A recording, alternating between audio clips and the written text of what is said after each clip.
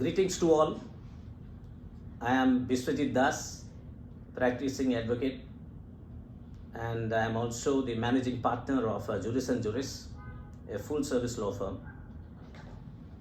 On the last video, we discussed about the definition of the law. We were trying to explore a possible new dimension of the definition of law beyond the text that is thrown at us till date. An exploration to a new dimension to understand what is the meaning of the definition of law. Now in this video, I am trying to give you an idea as to why we should know the definition of law. And to begin that small exercise to understand why we should know, I'm sure all of you must by now know that the law is something which affects our day-to-day life in every possible way, directly or indirectly, knowingly or unknowingly. Wherever in any part of the world, at any point in time, we are all affected by the mere small letter word of a three-letter law.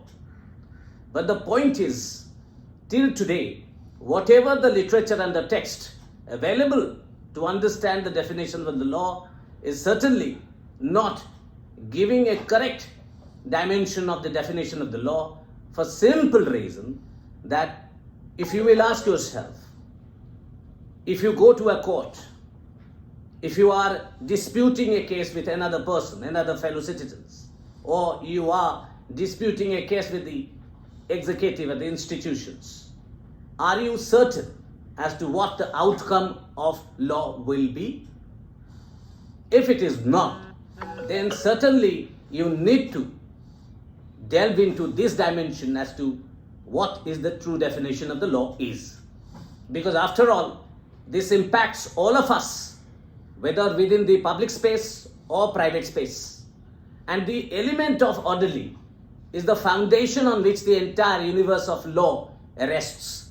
If that be the case, orderly element, then the predictability has to be the obvious outcome of that. If that is not happening in reality, then there is a reason why you should always try to explore and understand, even if it goes to a territory not traversed or traveled earlier, to understand this definition. One small example I am giving.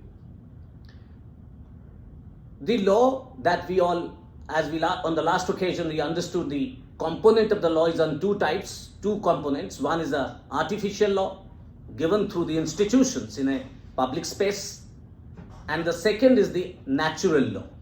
Now, if we will be able to define the law in this simplest possible way, that these are the two components broadly in the definition of the law, then will you not be able to go and travel to a path to understand what the reality is and what should be a divergence and difference between these two? To explore the possible new dimension of jurisprudential concepts, because the jurisprudential principles which has been implemented even till today are developed more than 100 and 200 years old at an era where a feudal elements and society was in vogue. Now, at that point in time, every rights given to you were told by your ruler that, look here is a right given to you by me as a charity. And over a period of time, whatever the jurisprudential development happened, they all happen on this plank, that the right is claimed to have been given to you as a matter of charity by the power to be. And then with our democratic setup set in the year 1950, a constitution was given to us. Broadly, every democratic institutions throughout the globe, they are also governed by either written constitution or non-written constitutions, but be that as it may be, broadly the jurisprudence is same. But there is always a friction happening on the ground, that whether the right is given to you, a right to life, where your law affects you, whether it is given by the constitution or it is your natural right, where the Constitution through Fundamental Rights Part 3 is cautioning the state and the institution not to trample it. And if at all they want to trample it, they have to go through the route of legislation with a reasonable restriction as a caveat. So, reading the same right in two different ways, I may treat it a right pre-existed the Constitution, which germinates to me, comes to me on my own birth, and the institutions for the purpose of public interest takes away part of that right through a legislative process or through executive process, whatever. Now, in any case, the foundation of this particular understanding rests on the principle that the law is predictable, otherwise it is on lawlessness. If that be the orderly element is the core to the law, then we cannot say that the law only covers the statutory element and there is no natural rights, and whatever the rights given to us is given by the institutions to us as a matter of charity.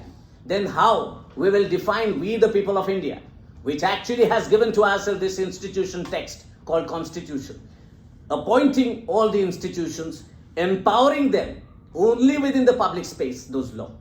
So therefore, it is extremely important to understand that the jurisprudential development that has happened and is now still being implemented is developed at a time where the feudal elements were giving to us as a matter of charity those interests. So, reading the same dimension to two different directions can lead to a two different possible outcome, and therefore correct understanding is extremely important.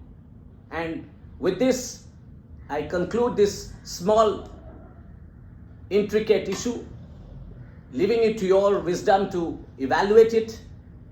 And I have a small piece of advice: innovate in a newer dimension. Time has come. This jurisprudential development has not happened over the last 100 years, and we have to look at it from a different angle. Thank you so much. And I also request you to kindly give your comment and suggestions with the email ID admin@jurisandjuris.com. Thank you. Thanks so much.